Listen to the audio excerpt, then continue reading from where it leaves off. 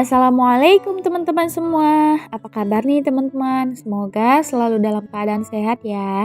Dan semoga selalu dilancarkan segala urusannya. Amin ya rabbal alamin. Nah, kembali lagi ke channel aku Umi Lutfia. Jadi hari ini aku mau sharing lagi kegiatan aku sebagai ibu rumah tangga 2 anak balita ya teman-teman. Jadi di video kali ini aku mau sharing tips gimana cara efektif kita membagi waktu sebagai ibu rumah tangga 2 anak balita yang produktif gitu. Karena sebagai ibu rumah tangga kita tuh harus benar-benar pandai-pandai mengatur waktu ya teman-teman, agar semuanya tertata dengan rapi dan kerjaan pun cepat selesai. Dan kita juga punya waktu untuk me time dan waktu untuk anak-anak juga ya. Jadi penting banget buat kita sebagai ibu rumah tangga yang 24 jam di rumah harus benar-benar bisa mengatur waktu yang baik ya teman-teman. Biar punya waktu istirahatnya juga. Nah, untuk tips yang pertama, kita harus membuat jadwal harian ya teman-teman. Jadwal harian, jadwal 3 hari sekali, dan jadwal mingguan juga.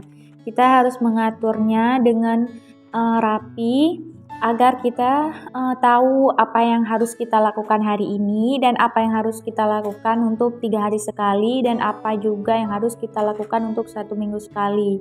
Itu sih penting banget ya menurut aku untuk mengatur jadwal harian.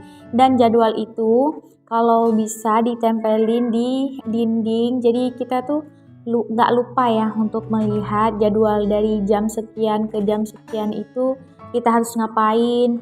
Karena menurut pengalaman aku, setelah aku membuat jadwal harian dan aku berlakukan jadwal itu, aku tuh ngerasa setiap kerjaan itu tertata dengan rapi ya. Dan ada jam istirahatnya, ada jam bersama anak-anak, ada jam untuk masak gitu.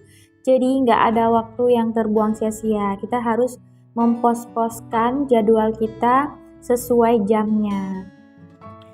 Nah, tips yang kedua, kita harus bangun awal ya teman-teman. Jadi kita harus bangun sebelum anak-anak bangun, agar semua kerjaan kita yang sudah kita susun sesuai jadwalnya itu tidak berantakan dan tidak mengganggu dengan aktivitas si bocil yang mengganggu, kadang-kadang ditangisin sama dedeknya. Jadi kalau kita melakukan kegiatan rumah sebelum anak-anak bangun, itu terasa lebih mudah ya teman-teman.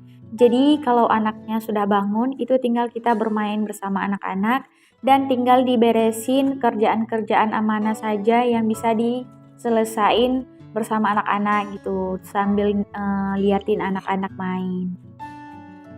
Nah, untuk tips yang ketiga, kita harus menghindari pemakaian HP yang terlalu berlebihan ya teman-teman. Jadi kalau jadwalnya udah kita susun, jadi kita nggak boleh pegang HP di jadwal itu kecuali memang penting ya. Itu sih menurut pengalaman aku ya. Jadi kalau aku itu membagi waktu untuk bisa pegang handphone seperti scroll-scroll di Instagram ataupun ngedit-ngedit video, itu biasanya aku jadwalin setelah duhur. Jadi setelah sholat duhur baru aku pegang HP sambil istirahat ya teman-teman.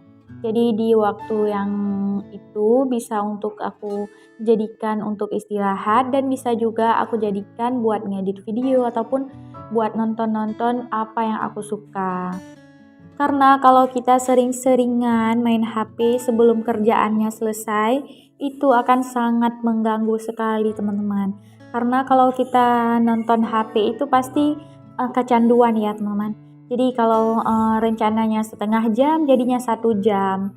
Jadi kerjaannya itu berantakan ya. Ini belum selesai dan itu belum selesai, tahu-taunya udah sore, tahu-taunya udah siang gitu. Jadi lebih baik HP itu handphonenya kita main sesuai jadwalnya juga. Kita buat jadwal juga buat kita main HP gitu. Jadi dulunya sebelum aku buat jadwal harian, aku tuh kadang-kadang bangun tidur ataupun udah mandiin anak-anak terus pegang handphone ya. Jadi pas masaknya itu pasti berkejar-kejaran sama waktu ya, tahu-taunya udah zuhur gitu. Jadi akhirnya aku ubah pola hidup aku dan aku buat jadwal harian. Setelah itu baru semuanya tertata dengan rapi. Jadi aku pun lebih puas ngerjain kerjaan rumah dan punya banyak waktu juga untuk buat main HP ya teman-teman. Dan tips yang keempat agar kita bisa membagi waktu secara efektif dan bisa memudahkan untuk kita, yaitu food prep ya teman-teman. Itu sih menurut aku, itu kalau food prep-nya wajib sih menurut aku ya teman-teman. Jadi memang saat food prep itu memakan waktu yang banyak. Kadang-kadang seharian itu cuma buat food prep ya, tapi walaupun seharian itu kecapean, kita kelelahan, tapi bisa memudahkan kita untuk hari-hari selanjutnya. Jadi di sini aku siapin bawang merah, bawang putih yang udah dikupas dan juga cabai merah, cabai rawit. Itu semuanya aku udah siapin. Jadi di saat kita memasak itu nggak perlu banyak waktu lagi di dapur ya teman-teman. Kita tinggal cemplang-cemplung aja udah selesai gitu ya teman-teman. Jadi itu akan memudahkan sekali untuk kita menghemat waktu di dapur. Nah, seperti ini nih, ini aku mau masak terasi. Jadi ini untuk bahan-bahan yang udah aku sediakan di kulkas seperti bawang merah, bawang putih, itu semuanya udah aku kupas. Dan untuk tangkai cabai-cabean itu juga udah aku buang ya. Dan di sisi lain juga kalau kita food prep itu semua bahan makanannya tahan berminggu-minggu dan kita tuh nggak perlu bolak-balik ke pasar ya teman-teman, bisa sekalian beli terus tahan lama. Dan ini kalau udah di food prep juga kita tuh nggak bakalan dapurnya kotor banget gitu ya, jadi nggak ada sampah-sampah yang terlalu banyak karena ini bawang putihnya dan bawang merahnya udah dikupas, jadi dapurnya itu nggak terlalu kotor, paling berminyak ataupun debu-debu sedikit gitu. Pokoknya untuk sampah-sampahnya itu nggak terlalu banyak. Itu sih menurut aku ya, terlalu banyak banget kelebihan kalau kita food prep. Yang pertama sekali ya itu dia kelebihan untuk menghemat waktu di dapur. Pokoknya banyak sekali manfaat yang bisa kita dapatkan dari food preparation-nya. Nah ini aku udah selesai siapin masakannya. Ini benar-benar cuma ngabisin waktu sedikit aja buat nyiapin makanan, bahan makanan, terus di blender dan langsung dimasak deh. Nah untuk tips yang keenam, kita juga harus menghindari untuk nongkrong ya teman-teman. Karena selain nongkrong itu tidak ada manfaatnya, dan juga nongkrong itu bisa memakan waktu kita dengan begitu banyaknya ya.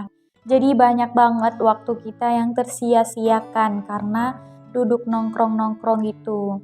Dan kalau kita nongkrong-nongkrong itu tuh kelupaan waktu ya teman-teman. Jadi kebanyakan cerita sama teman-teman dan kebanyakan ngegosip lah ya sama teman-teman. Karena kalau kita nongkrong itu pasti kita tuh ada gosip-gosipnya gitu, karena kita hanya manusia biasa. Jadi kalau kita nongkrong-nongkrong gitu, itu sekaligus bisa membawa dosa juga buat kita. Dan yang pertama sekali itu membuang-buang waktu kita. Boleh sih menurut aku ya, kalau kita duduk-duduk sama teman-teman gitu boleh sebenarnya ya. Tapi jangan keseringan.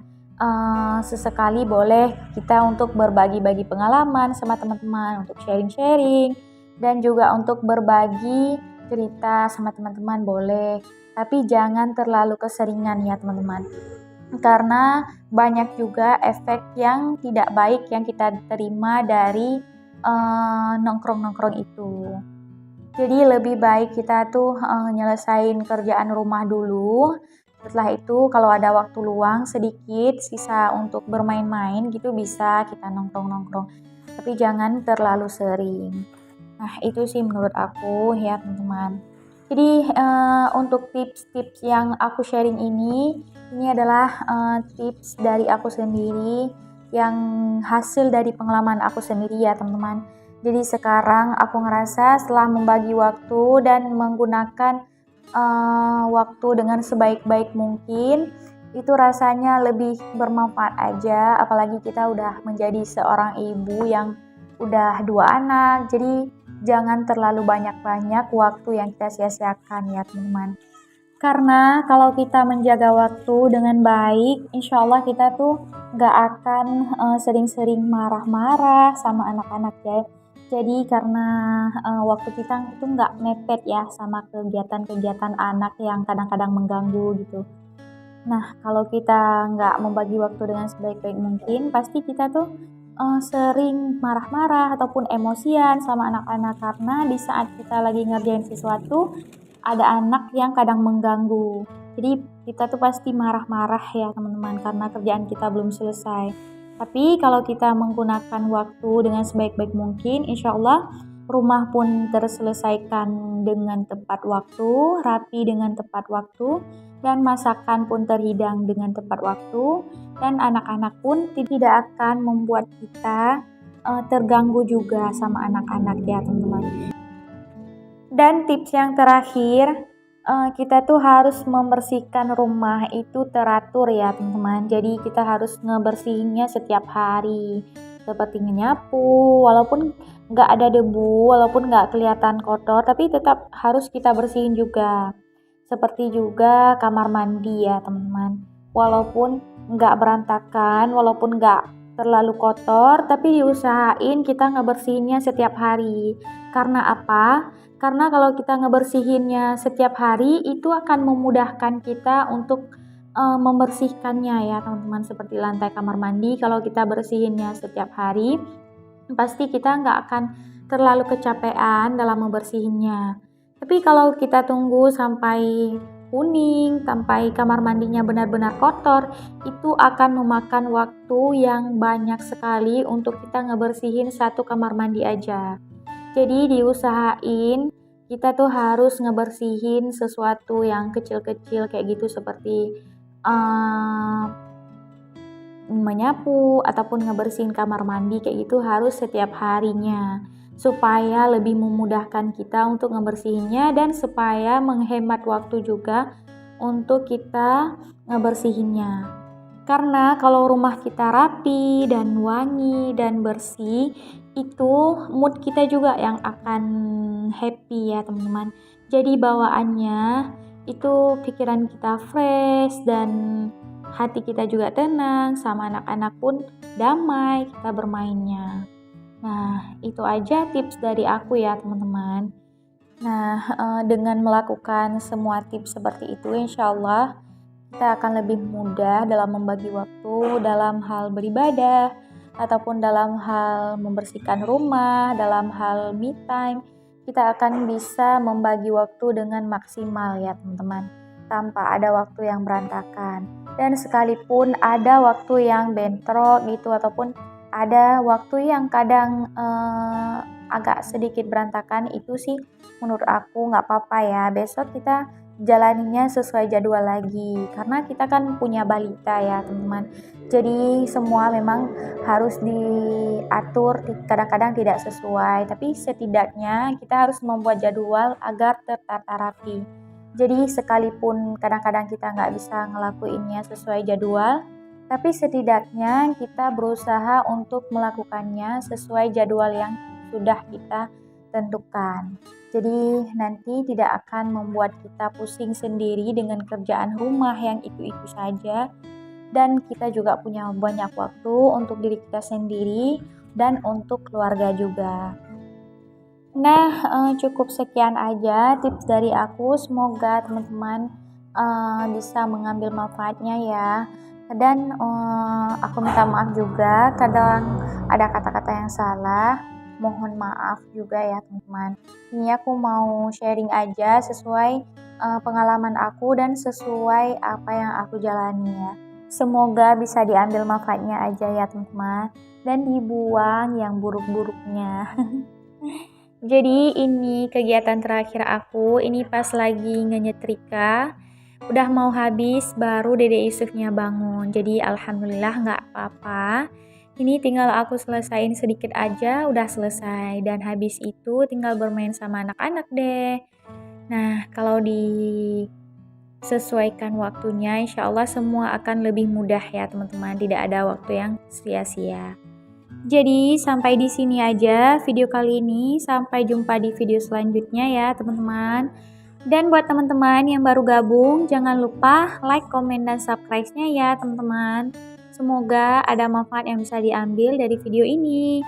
Jadi sampai di sini aja. Wassalamualaikum warahmatullahi wabarakatuh. Bye-bye.